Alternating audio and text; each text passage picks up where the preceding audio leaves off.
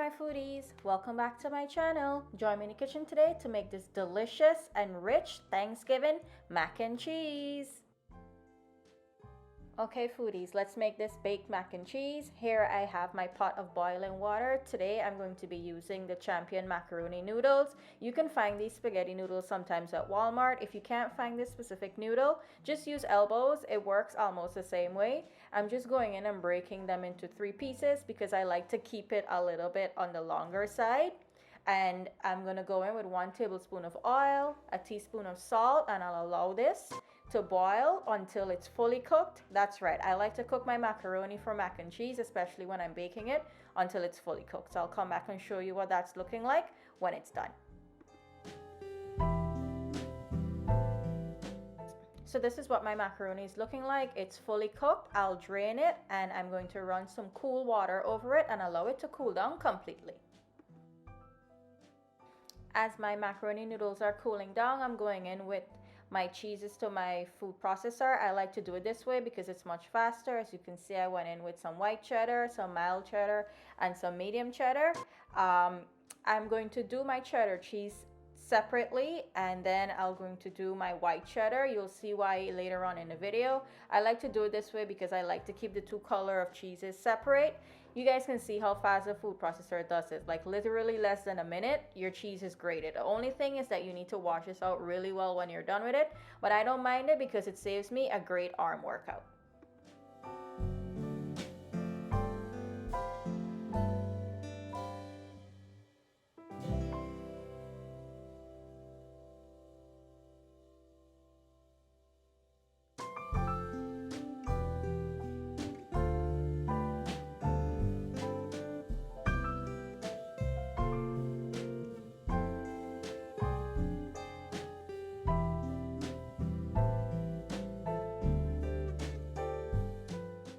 Okay, this is what my noodles are looking like. They're nice and cool. I'm just going in to give them a mix to separate them.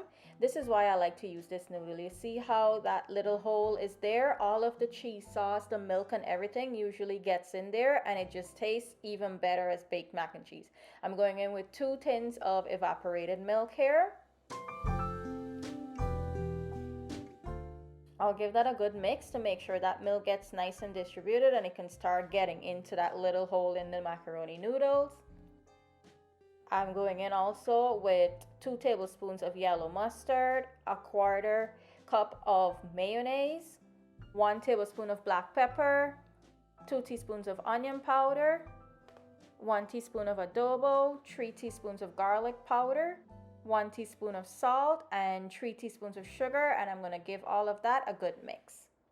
After adding in my seasonings, I did go in and add all of my cheddar cheese. Guys, don't forget that all of my ingredients and measurements are always listed in the description box below, so feel free to go on over there and check it out.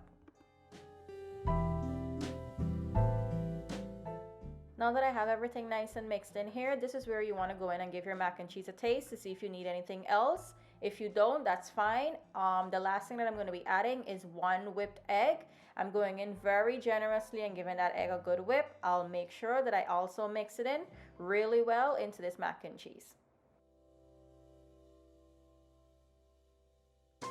To bake my mac and cheese, I'm using my 11 by 9 baking Pyrex. I'm going to go ahead and pour everything inside here, and then what I want to do after pouring it out, just look at that. Look how good that looks. Isn't that the most beautiful unbaked mac and cheese you've ever seen?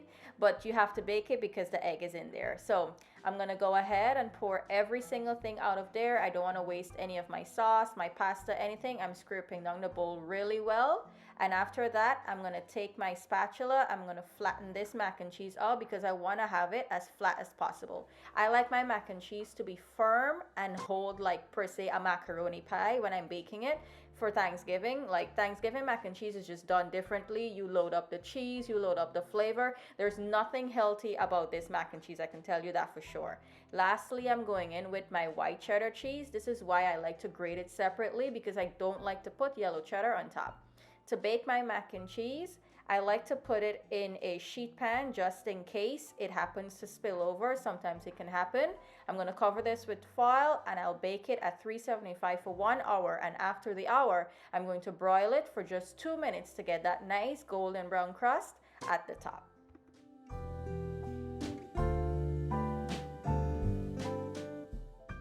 This is my mac and cheese. It's all done. It baked up perfectly. I did allow it to cool down so that it can set and have a nice clean slice cut out of it. But just look at it. This is something that can be a perfect addition to your Thanksgiving table this year. I hope this recipe makes it to your table when you're hosting family and friends. It's absolutely delicious. I'm gonna go in and take a slice out and you can see how well it came together. That's because I allowed it to set. I hope you guys enjoyed this video. Do give it a thumbs up. If you haven't subscribed as yet, do subscribe to my channel for more delicious recipes. And just look at it. Isn't that something that you just want to devour? Thank you guys for watching. I'll see you in the next one. Bye.